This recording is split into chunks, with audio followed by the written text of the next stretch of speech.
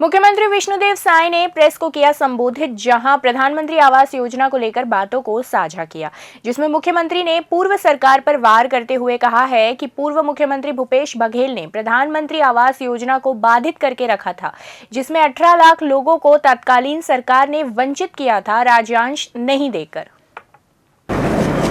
आज के प्रेस वार्ता में उपस्थित हमारी सरकार के उप मुख्यमंत्री, गृह मंत्री और पंचायत एवं ग्रामीण विकास मंत्री श्री विजय शर्मा जी, हमारे दुर्ग के विधायक श्री गजेंद्र यादव जी,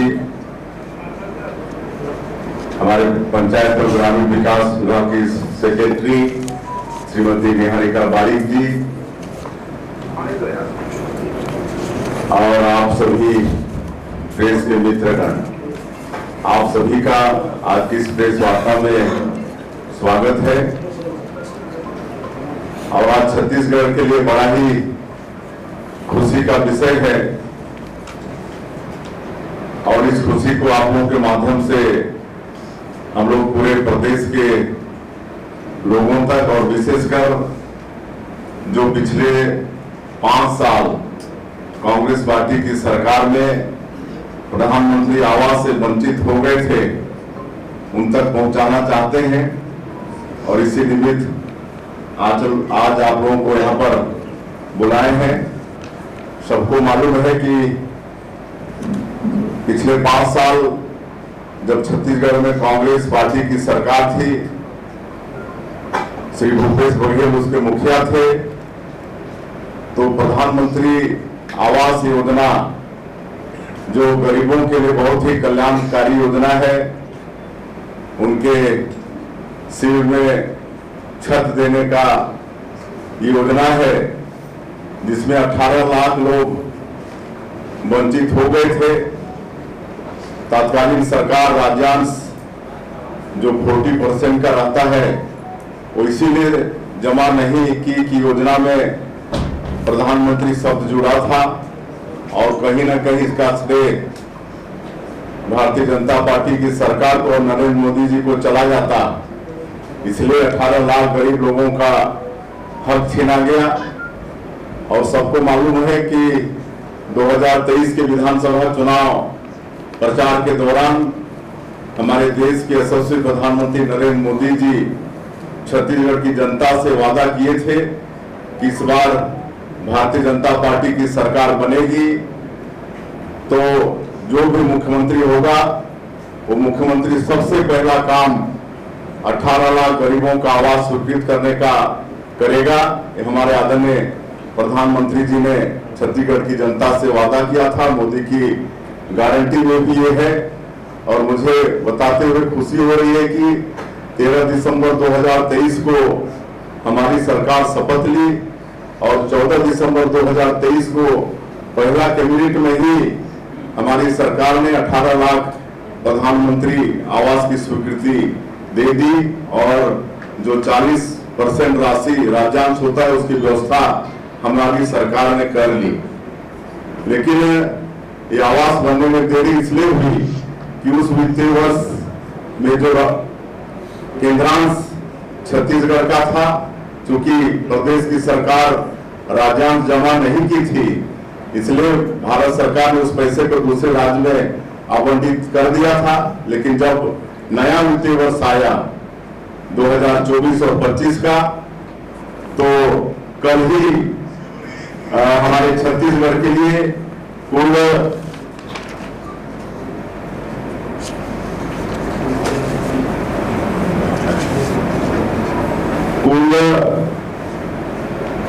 8,46,931 प्रधानमंत्री आवास की स्वीकृति भारत सरकार से मिली है।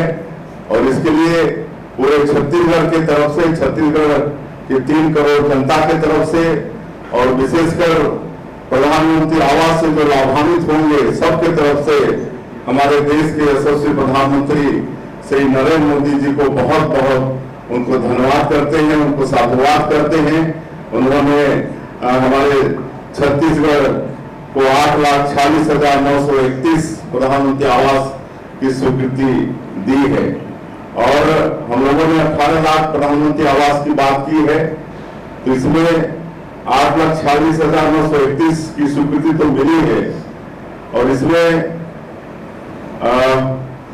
SCCC 2011 में से कितना है, 6 लाख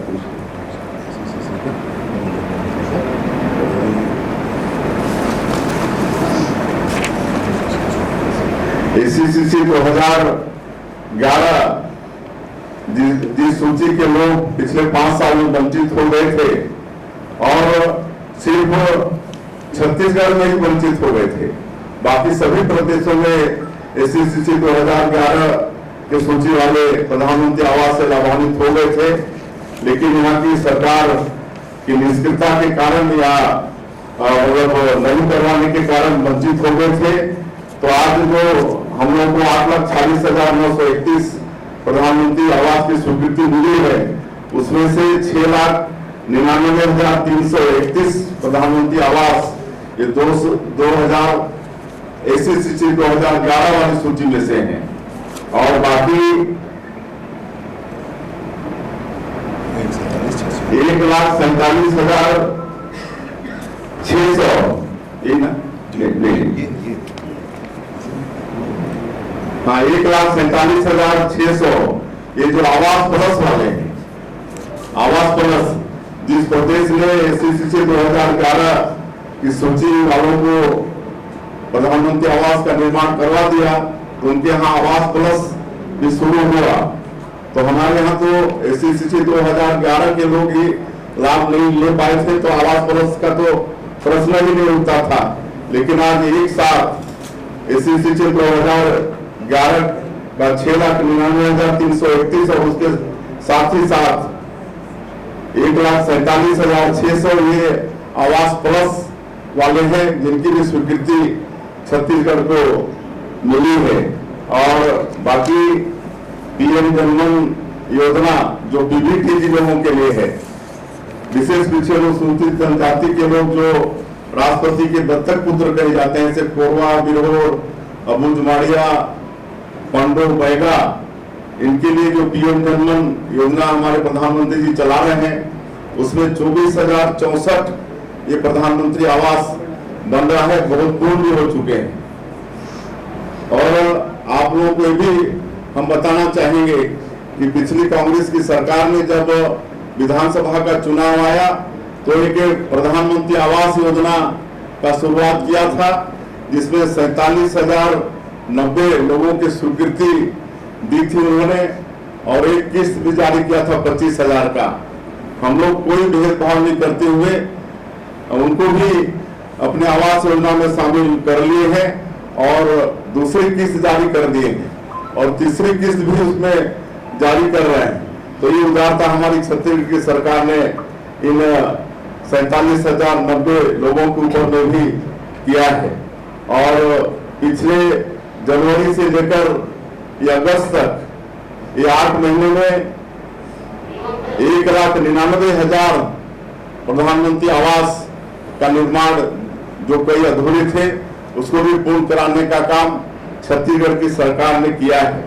इस तरह से कुल मिला के हम लोग आने वाले समय में जो 18 लाख प्रधानमंत्री आवास की बात कही थी, वो 18 लाख आवास गरीबों को हमारी सरकार देने के लिए वचनबद्ध है।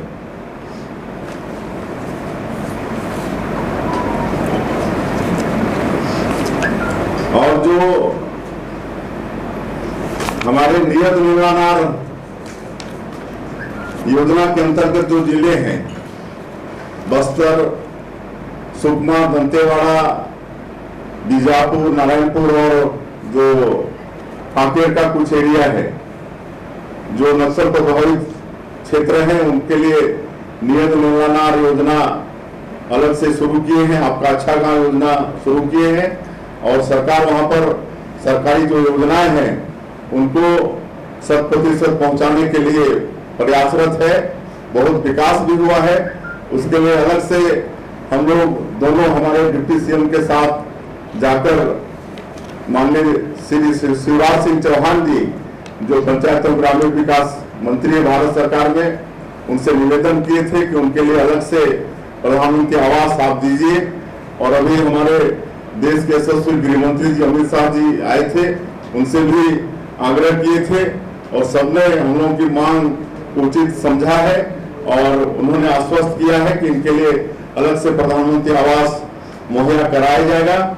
तो इस तरह से हमको लगता है कि उसके लिए भी 10,000 से ऊपर प्रधानमंत्री आवास हमारे नियर तेलंगाना के जो मतलब जो पीड़ित है नक्सलवाद से, जो आत्मसमर्पण कर रहे हैं, ऐसे लोगों के लिए भी हम लोग प्रधानमंत्री आवास बनाने में मतलब सक्षम होंगे। सर ये जो नियत नाला देखिए वहाँ के रहवासियों के लिए तो ये है ही है, जो SC 2011 की सूची में है या आवास प्लस में जिनका नाम है वो तो वही है, वो क्षेत्रों से वंचित नहीं है। लेकिन ये जो नियत तेलंगाना की हम लोग बात कर रहे हैं, ये जो नक्सलवाद से जो पीड़ित है उनके लिए अलग से। ये सर अभी कुछ जानकारी मिली है कि विधानसभा चुनाव के समय कांग्रेसियों ने टिकट बांटा है, उसकी FIR भी राजनांदगांव इलाके में दर्ज हुई है। इसलिए इसको विशेष के मान के इसको जांच कराएंगे केस और क्या कहना है इसके बारे में? अब ये तो बड़ा दुख का विषय है कि टिकट के लिए उन्हीं के लोग अपने ही लोगों पर आरोप लगा रहे हैं और इतना तक कि FIR भी हो रहा है। अब कांग्रेस की स्थिति हो गई है, इस स्तर तक इन लोगों को जाना पड़ रहा है और वैसे भी कांग्रेस पार्टी समाप्ति की ओर है ही है, सिकुड़ते जा रही है। अब पुलिस अपना काम करेगी, FIR है तो पुलिस काम अपना करेगी। 8,46,933 इसकी संख्या अलग है और जो आवास प्लस आपने बताया उसकी संख्या, दोनों की संख्या अलग अलग है या इसी में? नहीं, दोनों मिला के 8,46,931 है, आवास प्लस और SC 2011। तो SC 2011 की सूची पूरी इसमें समाप्त हो जा रही है। अब आवास प्लस में हम लोग को आगे और मिलेगा। सर ये जो 18 लाख आवास बनने की बात आप लोग कह रहे थे, आने वाले समय में 5 सालों में क्या और भी आंकड़े बढ़ेंगे, सर्वे होगा और भी लोगों को आवास मिलेगा या केवल 18 लाख पर आंकड़े छोड़ दिए? नहीं, ऐसा नहीं है। आप सब लोगों को मालूम ही है कि हमारे प्रधानमंत्री जी जब तीसरी बार प्रधानमंत्री बने हैं तो उन्होंने फिर 3 करोड़ प्रधानमंत्री आवास की बात कही है। तो ये अंतिम नहीं है और भी लोगों को आवास का फायदा मिलेगा। आगे मुख्यमंत्री ने कहा कि इस योजना का नाम ही प्रधानमंत्री आवास योजना था, जिसके कारण तत्कालीन मुख्यमंत्री इस योजना को देना नहीं चाहते थे, क्योंकि उन्हें लगा कि प्रधानमंत्री और बीजेपी को इसका लाभ मिलेगा, जिसके चलते उन्होंने राज्यांश नहीं दिया और 18 लाख लोग इस योजना से वंचित हो गए। वहीं हमारी सरकार ने अपने घोषणा पत्र में भी यह वादा किया था कि हमारी सरकार बनेगी तो मोदी की गारंटी के तहत 18 लाख लोगों को सबसे पहले आवास दिया जाएगा। सरकार ने शपथ ग्रहण के साथ ही अपने वादों को पूरा किया और 40% राज्यांश को राज्य सरकार ने जमा कर दिया और अब जल्द ही 18 लाख लोगों को आवास मिलेगा।